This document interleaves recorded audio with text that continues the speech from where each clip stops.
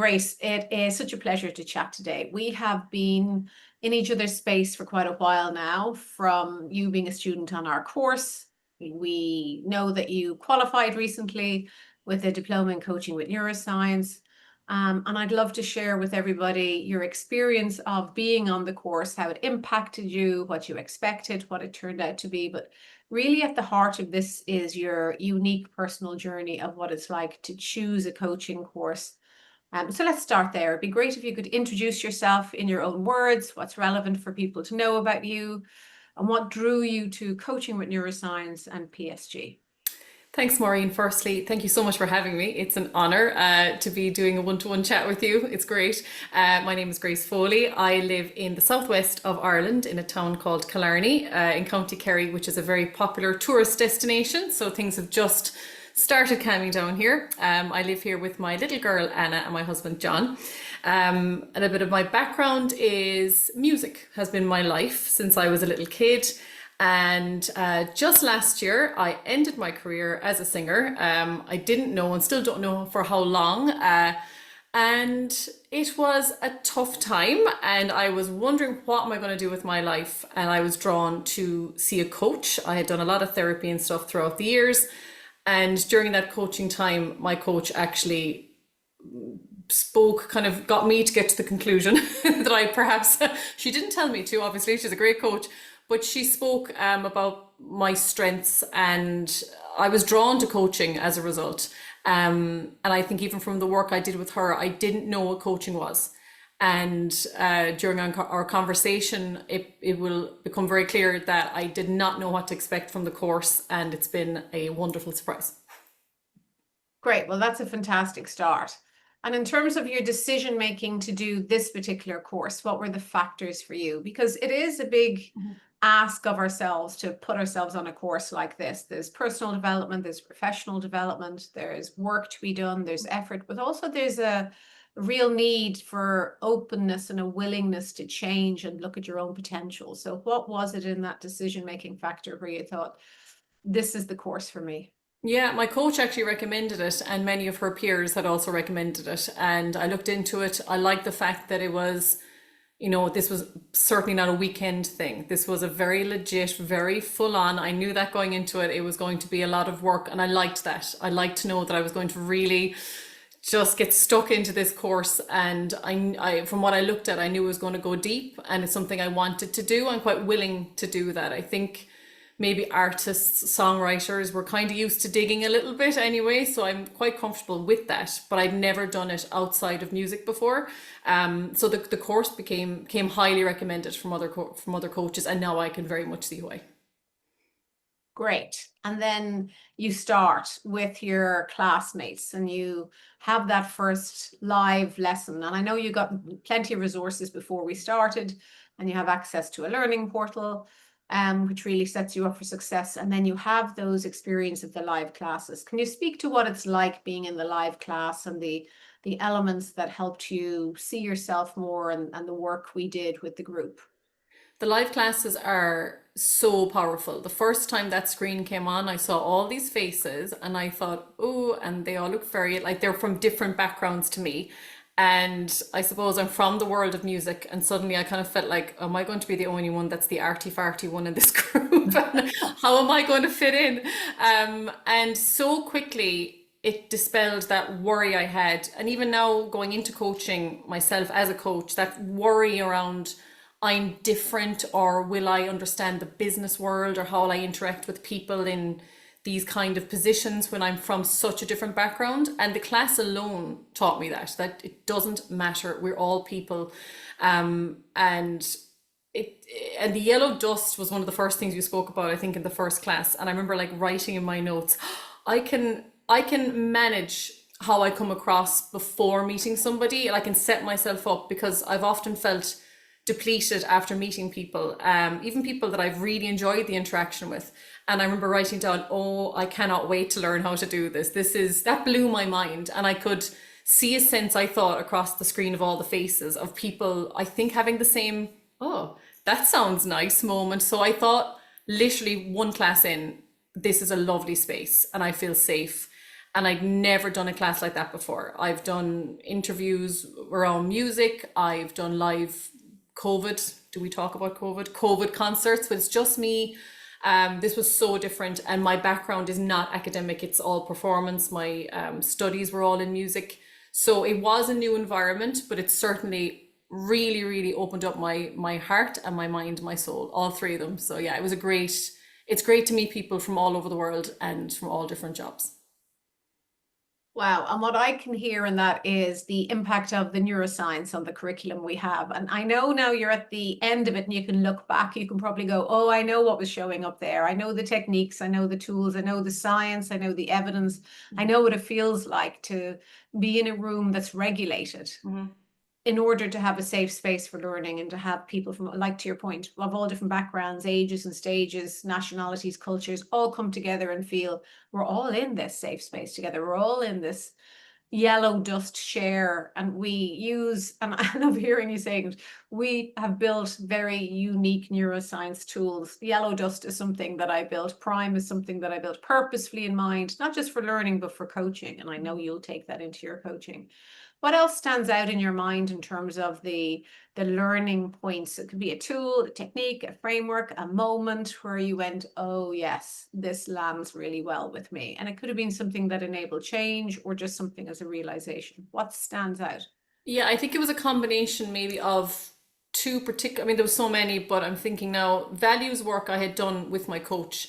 And I'd never done that before. And it was strong and it was powerful, but combined with uh the cornerstones of like the I am resourceful and whole, that the client is resourceful and whole, that I can do this, that I can dance in the moment, that I hold the agenda, that I can evoke transformation in myself, doing all the work on me first. That combined with the values work, I think was huge, because I think self-coaching yourself through this course is massive. You know, I mean, if you can get yourself as the client through this course, I think you can do anything after it.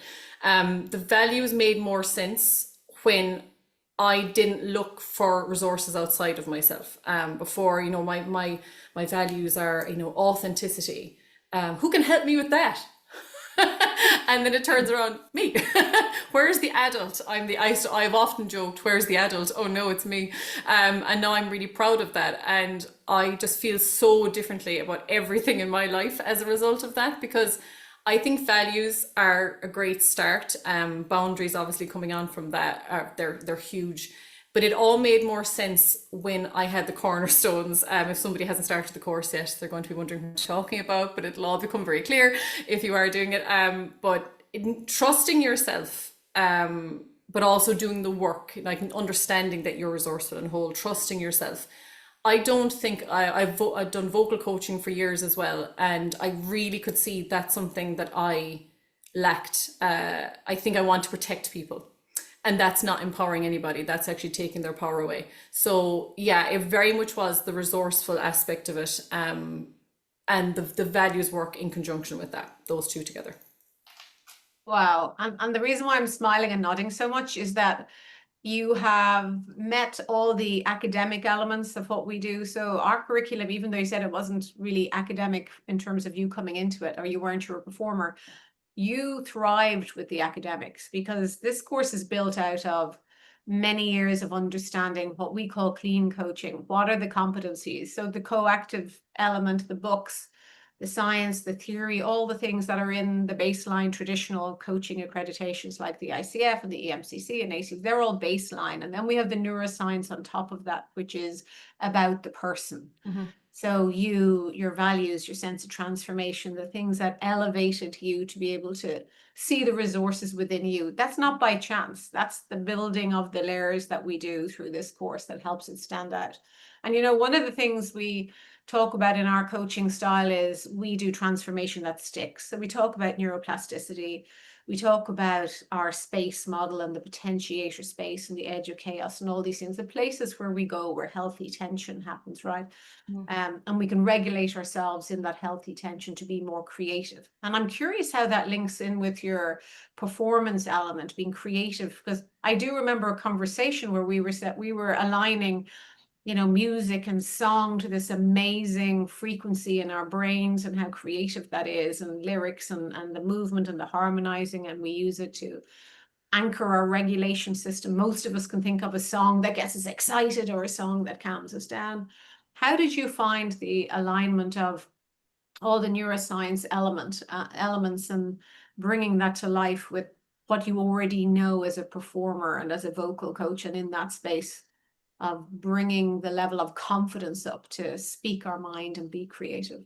Yeah, and I think because of my journey, I've had a tricky journey with music. I know music is incredibly healing and there are so many benefits. I had a tricky time because I know we've spoken about this before. I was born God-given gift that was this great voice, very unusual. I even spoke to one of my students today and I said, I can say that with confidence now. I'm Irish, and to say nice things about yourself is hard, but that wasn't something that I worked for. I just had it. And it kind of took over my entire existence. And I think I was never I know I was never regulated within that space. As a kid, I turned to performance as a way of existing. I sang, I danced, I acted. That's how I exist. But the more it became my identity in the eyes of others, the less regulated I became. And I kind of realized in the last 2 years, I didn't choose this. I think it was chosen for me. I always felt a little bit powerless. So now when I look at music and performance and confidence, I think confidence in performance, again, comes right back to your values. Why are you doing it? You can't be really confident on stage if you're thinking, I don't want to be here, or I didn't practice. Well, then why didn't you practice? But I didn't practice because I was terrified to do it, because I had no idea why I was singing anymore. So it all comes back to that value space. And even I still don't know. There's a part of me since finishing the course that thinks I don't think music's going anywhere, but I think I'm going to have a very different relationship with it, because I will look at my list of values and they will change over time and think, am I doing it this time? Not starting again, but am I looking at music this time with those, and I have them written down here, with my values in flow, and also the yellow dust if I'm about to go into a performance or a recording or a coaching session.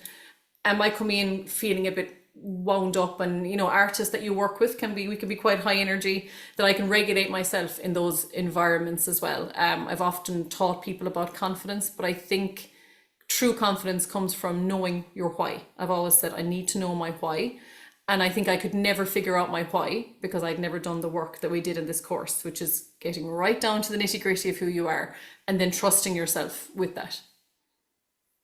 How much of that I can hear in you so clearly, how much of that do you bring into your current profession, your life? And how much can you see you using it in your coaching going forward? So I'm thinking of myself that I'm one of your students, and now you are sitting with the benefit of all this wisdom and experience and qualification. How much of that do you bring to your current students that maybe you wouldn't have before? And how do you see this growing for you? Yeah, I think it's changed me a lot, and I haven't just changed personality overnight and scared the life out of them, but they know the journey I'm on, and I wait. Why am I talking? So I do that when I'm teaching and when I'm coaching. When they haven't practiced and they're very uncomfortable, I don't try to make it okay. I don't try to fix it. I coach them. I don't fix them.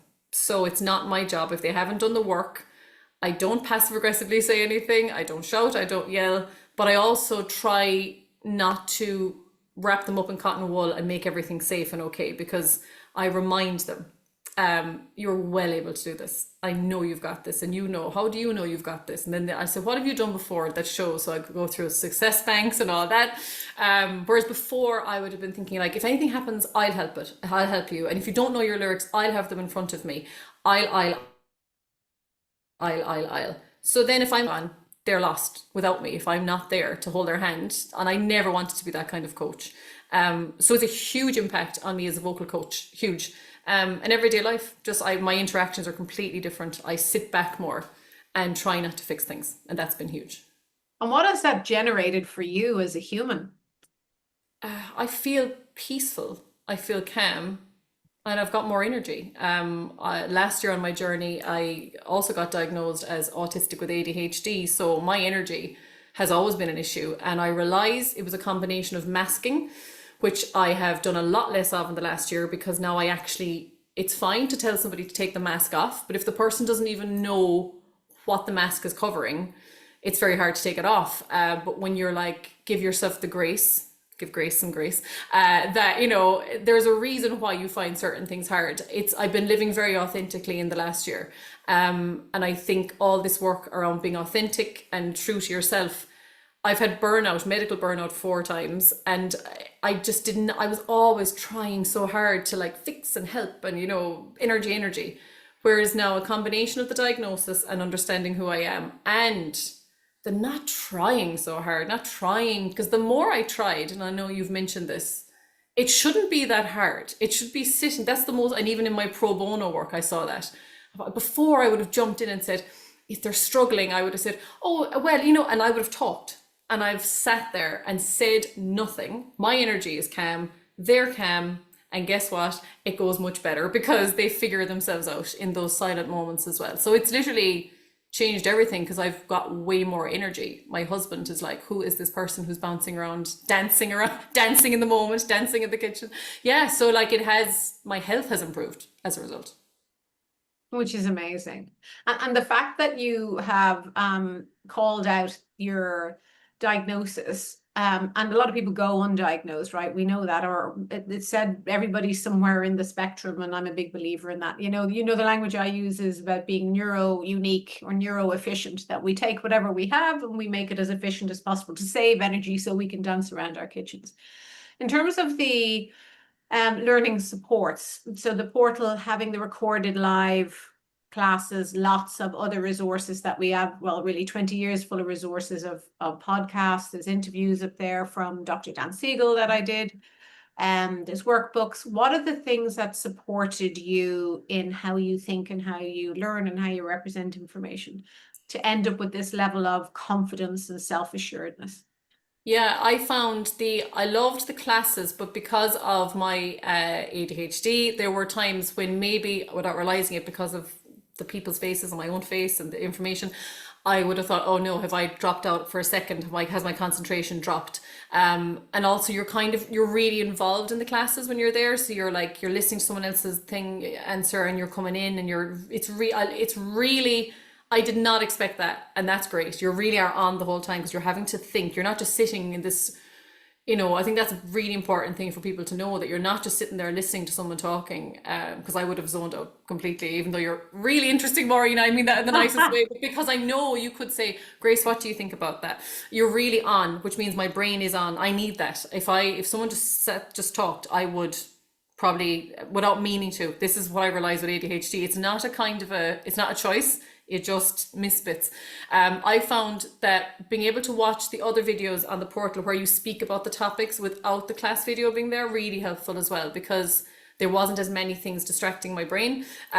Also, I wasn't thinking, oh God, am I going to be talking this in a second? Do I have to watch myself back? What did I say? And I was able to stop it, come away, take a break. And I know you also say in the videos, take a break, have some water. I really liked that, because there's nothing worse than coming away from a class and thinking, oh no, I missed a bit, or I just checked, my head got a bit tired, or something happened, and you've missed it. It's all there. And all the nuts and bolts and everything, everything is there. And definitely in the past, I might have been like, oh, where's that? And I've become very intolerant of people not being resourceful and whole. I'm like, it's on there. It's there. I found it. And if I really couldn't find it, I would have to be really stuck. I might ask you or one of my classmates, where is that?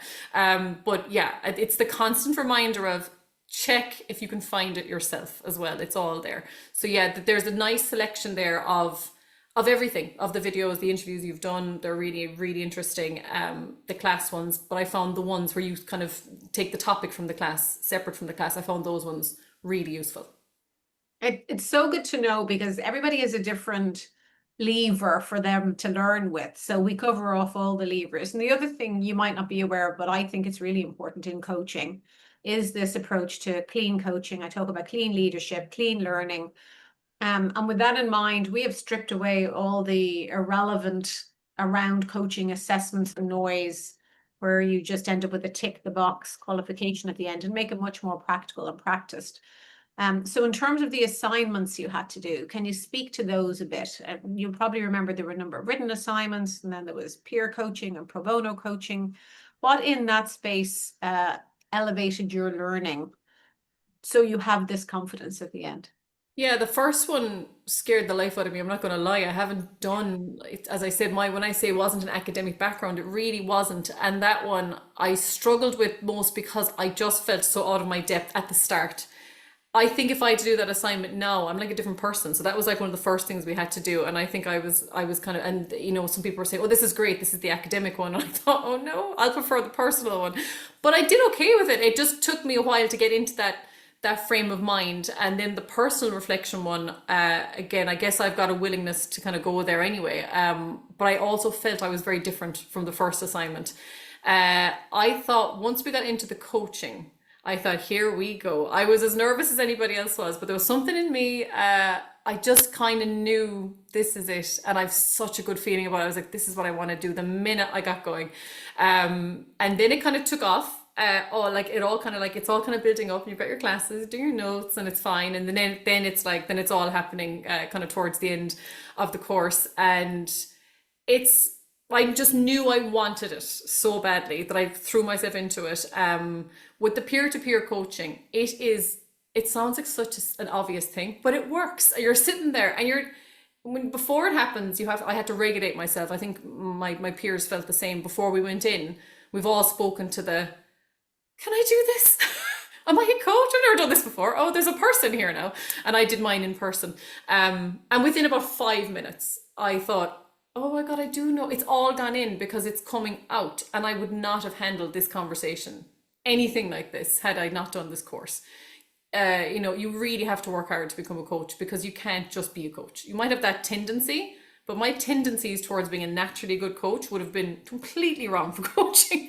I would have been minding these people and, interrupting their quiet times. And I found when I started before some of my peers as well, my pro bono, and I said to them, when you get in the seat opposite the person, it makes sense. It makes sense. And then when it works, and you're trying, obviously, I didn't do that when they were here, but inside I was doing a little coaching dance because I thought, oh, and then seeing somebody leave after 4 weeks and chatting about how they're handling their lives completely outside of the topic you were dealing with. And they're like, well, I know now that I don't tolerate this. So I said to my friends that I'm not, and they're kind of, I thought, oh, I've evoked transformation. This person is handling their life differently. And that's 4 sessions with somebody. And I think that, and the full personal review, the FPR, where we had to be, send questions out to people across different stages of our life, people we had some interesting interactions with, and family and friends.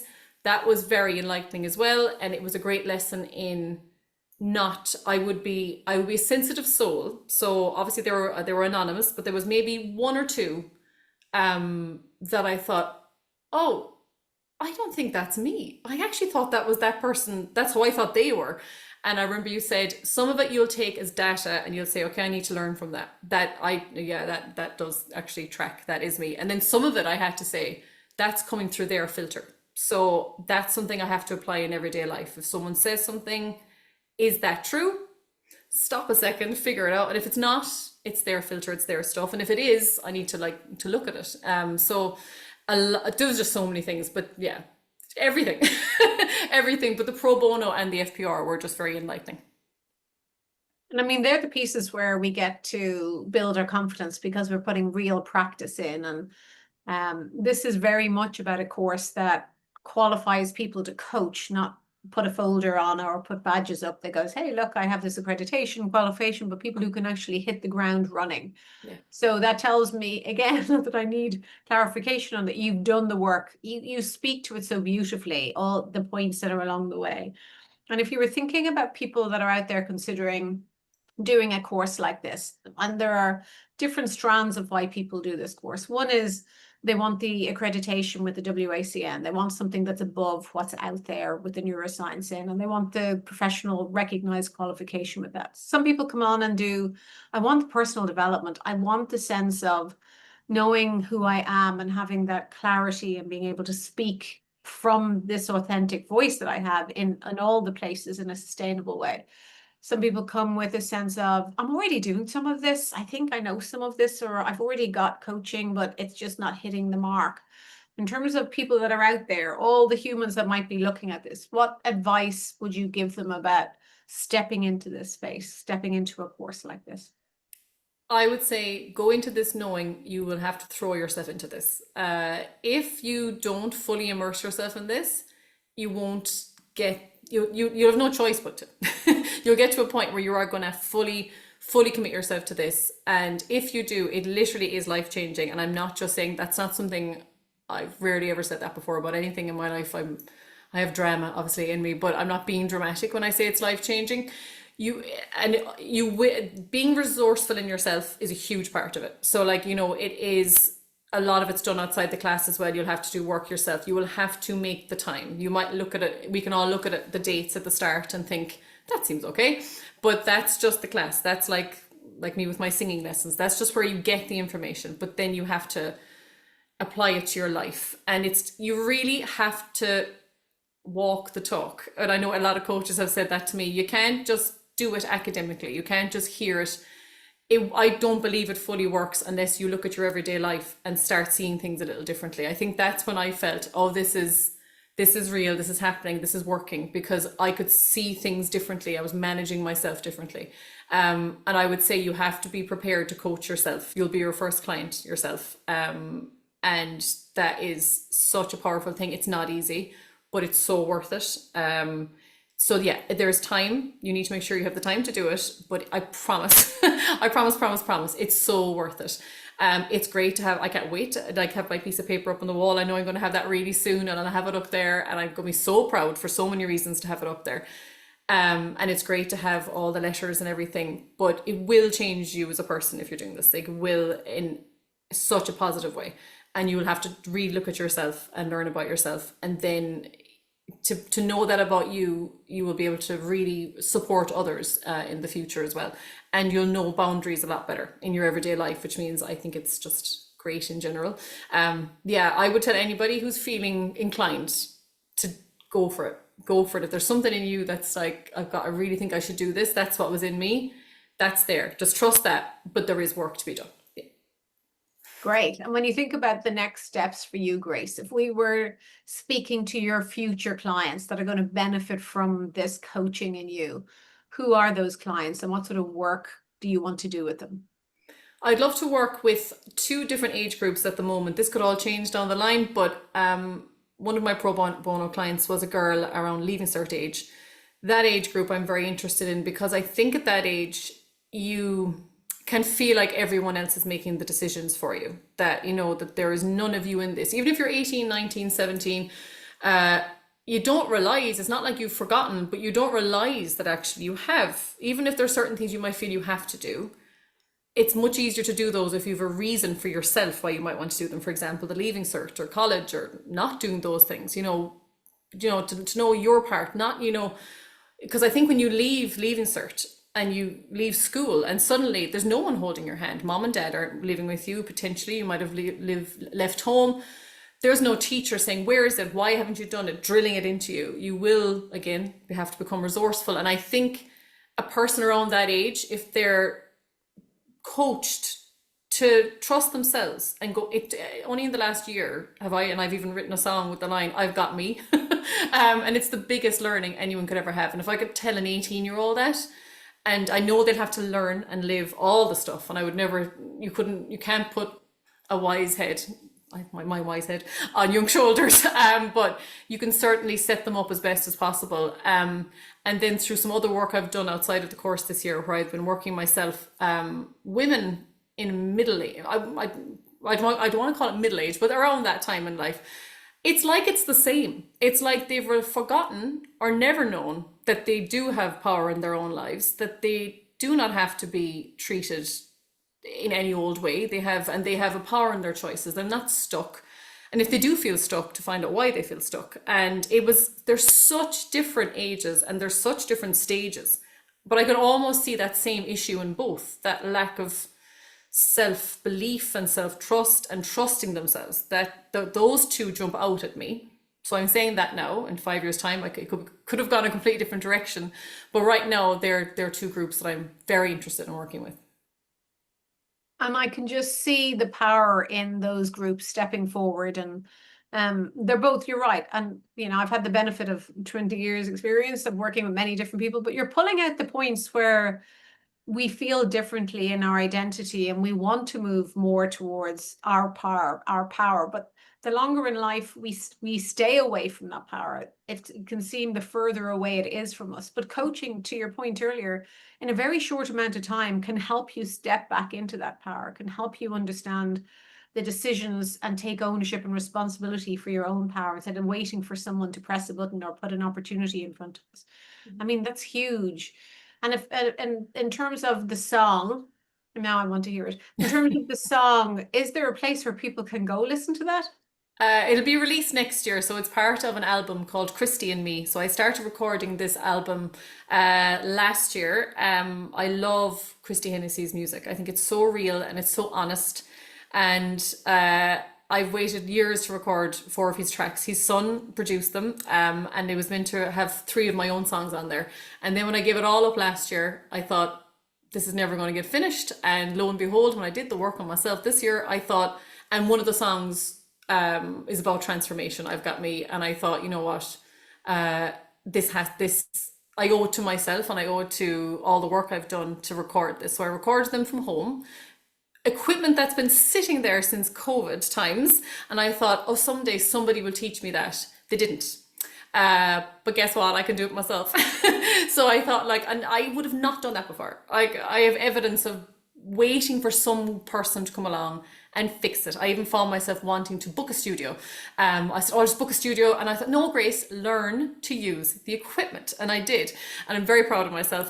So it's probably going to be February next year that will come out. But yeah, I'll be teasing a few little bits and pieces. So there's 3 of my own songs and 4 of Christy Hennessy's on there. I mean, I've got me just honestly, just as an immediate affirmation, sends the hair on the back of my neck stand up. So I can't wait to hear the words and the sentiment in it. So this is a very personal call out to you, having you. I mean, okay, we are claiming that song for our course for sure. Everybody's going to have to learn it. We'll have a choir do it. Really strong, fabulous. In terms of wrapping this up, are there short sound bites, words, or statements that you would like to finish with in terms of your experience of being a student, becoming a coach, the transformation you did? Any words that would sum this up that we could go, there it is, sound bites?